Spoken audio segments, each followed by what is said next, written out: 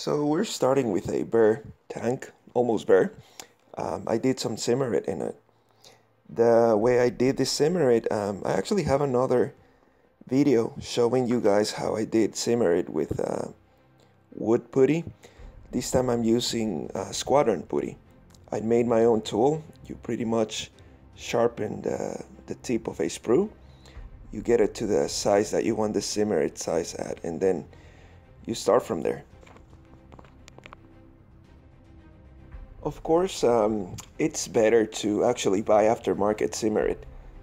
You'll never get the exact size, or it's going to be extremely hard to work with putty and then just a tool. But you know, it gets the job done. And at the end of the model, it doesn't look that bad. So let me know what you guys think. Comment below. At this stage, it's a good opportunity to start working on some damage, scratches, you know, remove a couple of the side skirts or bend them over as if they've been damaged or used, worn, whatever you guys are doing with the model. This is the first coat, dark green. Well, I used the olive green and one other color. Same, all Tamiya colors, basic Tamiya colors. It's a little bit dark. The reason why I went a little dark, so once you do the last coat on the white winter camo, it'll be a little bit of more contrast to the whole model. Anyway, before adding the white, I'll use a filter. This is the other two colors, dark brown and then the dark yellow. A little bit of striped camo pattern. I don't do any primering or use anything for the bottom, so remember, if you're doing the same, when painting you gotta go on the right angles, that way the bottom white color of the simmer, it doesn't show through the little crevices and little parts. Here I'll show you guys, I use the extra thin cement I added on the contour, and then use the hobby knife just to scratch and make all the wells more realistic. They stand out. This is the first wash I used on the model. You can see how thin it is. It's pretty much a base of mineral spirits and oil colors.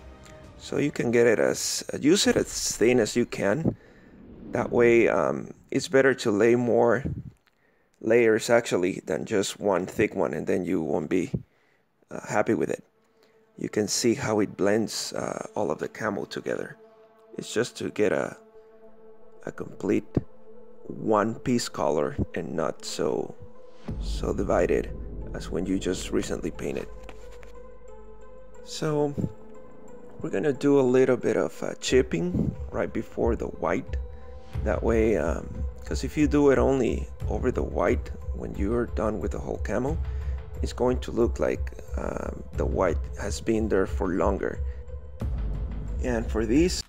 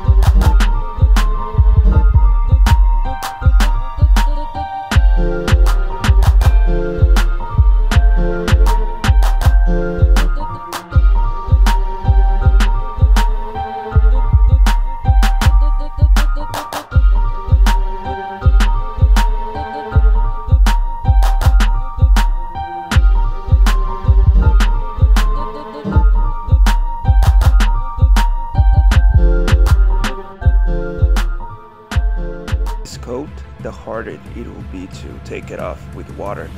And especially because it's enamel, it's a little stronger than acrylics, Tamiya, or any other color you're using. You see how easy it is to take off the clay. And there it is. That's the overspray I'm talking about. No problem, no issue. That's going to be very easily taken off with water. It's the first actual part to go.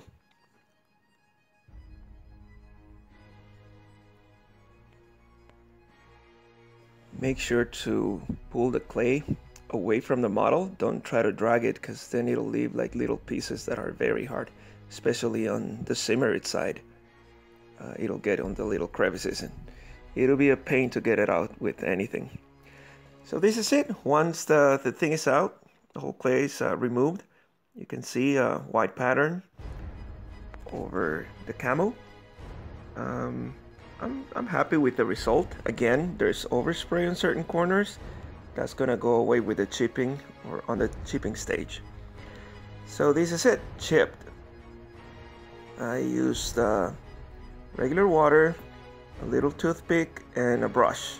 In some parts that it's a little bit hard to remove, go with a toothbrush. Don't use it too much, because then you'll start removing Simmerit or the actual bottom paint. The toothbrush is really harsh on the surfaces. You can see that all the overspray on the corners is completely gone. That's the first paint that will go away whenever you start using water. Now on this section, I used only where the decals go. I used a little bit of gloss. In this case, you can actually do the Future or Pledge, or if you have any gloss products from Testors or Tamiya, you can also use that. I mean, it's up to you guys. Now with chipping, same thing. Remember, it's acrylics. I do a little bit of water mix. First, I go with a coat of kind of like a very dark brown, almost black. And then on top of that, I use a lighter brown, kind of like a different tones of rust. Remember to mostly chip corners and surfaces where mostly are more prone to be in contact with either, you know, the crew or the elements. Corners or sharp edges usually chip way faster. Paint never really settles there. It moves to the flatter surfaces, so that's where you guys should concentrate on chipping. Remember, when chipping, don't go with only one color. Personally, there's no order. I do one.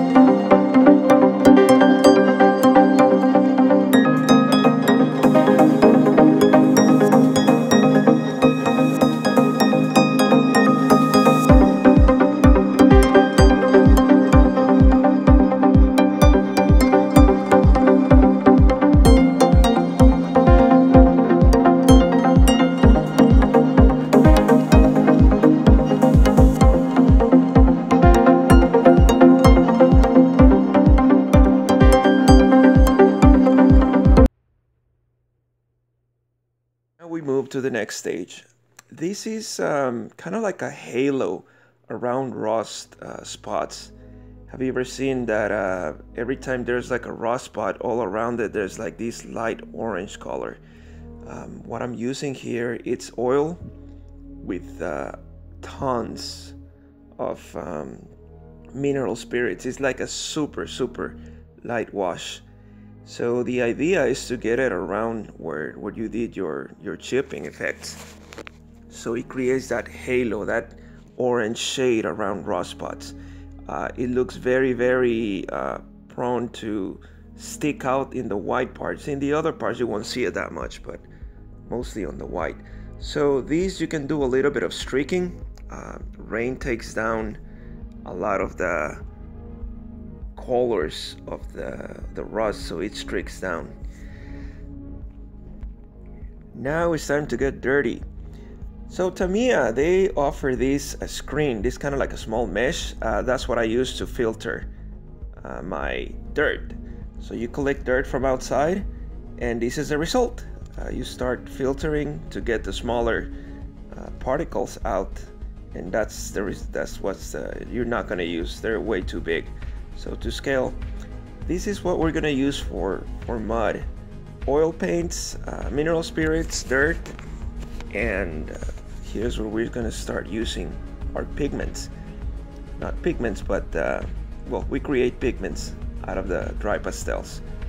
Again, you scrape them with a hobby knife. So this is the first mix, and then I'm adding, you can add more or less dirt. That's just to create the volume and the effect of the mud, you know, how it has rocks and a little bit of debris and all that stuff. So you add it to your own, whatever you prefer. You can see here it's very shiny. Of course, mineral spirits needs to dry.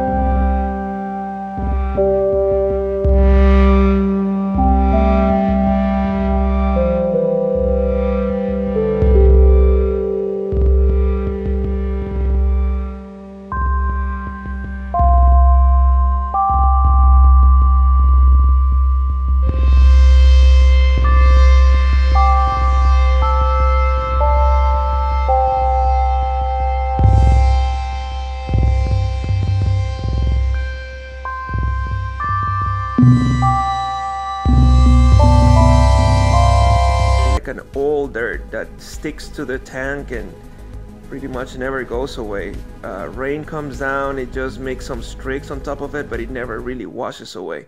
So this is the first base that we're gonna use for the actual, well, we're working on the skirts here. On the actual tank, you'll see the result that I'm trying to gain with this. But first, you put it like very thick though. It's like a paste.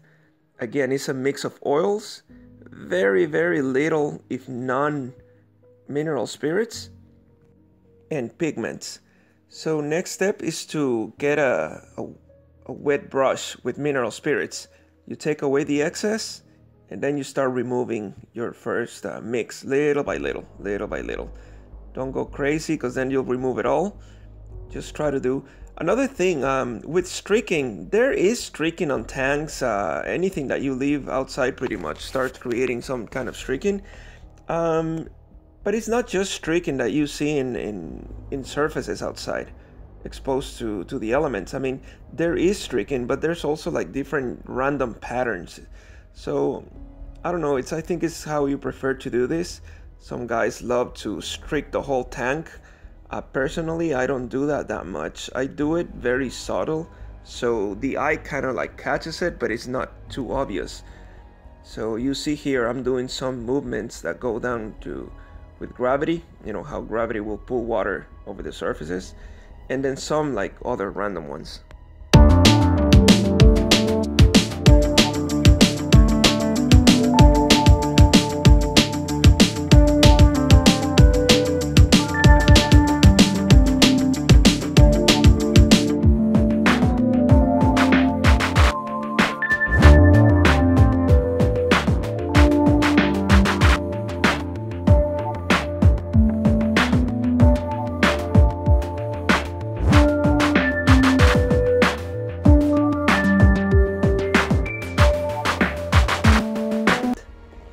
Our base coat already dry. You see it's very subtle. This is kind of like on you guys. If you guys prefer to keep going, I did several coats. If you guys want to leave it at here or at this spot, you can see those stains that I'm trying to tell you, that very old dust and dirt that gets stuck to the surface and never goes away. You can add more or less, but now you know the technique. It depends on, and you know, of course, there's not only tanks, there's other types of vehicles out there that, you know, get different. Personally, I kept adding more and more coats of this dirt, so it creates like different variances. Also, you can play with tones depending on how much pigments you add to the mix. Don't worry, I know it's shiny, but it's gonna dry and it ends up very like a flat finish because of the pigments.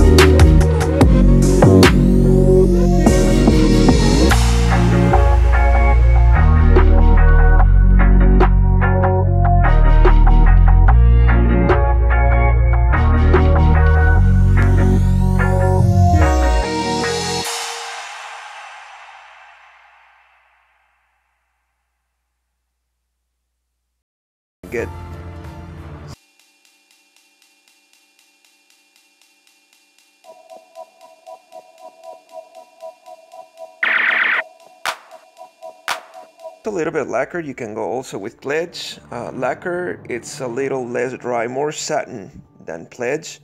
So I'm trying to figure something, a way to do like wet spots throughout the tank. Now the pencil, I'm using an 8B. This will create the effect of shiny corners of metal. When metal has been exposed for too long to the elements, of course it rusts, but then rust becomes this really dark, shiny look that it has on certain corners. It's not everywhere. It's just in like really old metal. So this is what we're trying to accomplish with the graphite. Always try to go on surfaces that are more, whenever, for example, tow cables, they use them a lot, they hit them against things, they're always in contact with another surfaces. So those are very shiny. Tracks also, where the wheels are in contact with the tracks, they're shiny as well. This is the final result. So mostly what I'm trying to accomplish here is for you guys to see that you don't need to buy those exotic and expensive weathering products. You can work with what you have with very cheap stuff. Walmart offers a lot of things. The only idea here is to understand how to play with the base that every product has. What I mean with a base, for example, there's alcohol base, there's oil base, there's mineral spirits, there's thinners, there's all kinds of water also. So it depends on what you use with what that you'll create the different effects. You guys can play with all this stuff in old models and kind of like see what you're accomplishing with what. So this is the idea, to use very simple things that you can get pretty much anywhere. I know there's some places that these products are not distributed, so you can go to a local Walmart or even an art store or shop and buy these cheap things, things that you will never think that they'll look so nice. Thank you for watching again. Please, if you like the video, there's a lot of commenting. There's a lot of things that we need to go through, discuss. I know that you guys will be against some of these things or for these things. I'm just trying to show a different approach of how to use these things, these products. So comment below. Let's talk.